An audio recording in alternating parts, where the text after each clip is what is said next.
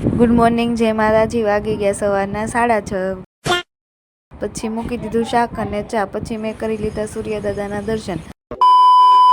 પછી બનાવી નાખી ભાખરી બનાવીને હું ને અમિત બેસી ગયા સવારનો નાસ્તો કરવા. નાસ્તો કરીને પછી નાહી ધોઈને ફ્રેશ થઈને હું ગઈ ઘઉં સાફ કરવા. ઘઉં સાફ કરીને પછી ટિફિનનો ટાઈમ થઈ ગયો હતો અને હવે વાગી ગયા હતા 5. પછી વસંતબેન અને ઉષા બેસવાયો હતા. પછી થોડી વાતો કરીને મેં મૂકી દીધું શાક અને રોટલીનો લોટ બાંધી દીધો. રોટલીનો લોટ બાંધીને પછી શાક પણ તૈયાર થઈ ગયું. પછી કોથમરી નાખી. પછી મમ્મી, મેં, ઉષા ને સંજય કાકાએ કરી નાખ્યા. ઘઉં સાફ કરીને હું નીકળી ગઈ સમોસા લેવા. સમોસા લઈને ઘરે આવીને મેં અને અમિતે સાથે મળીને સમોસા કરી લીધા.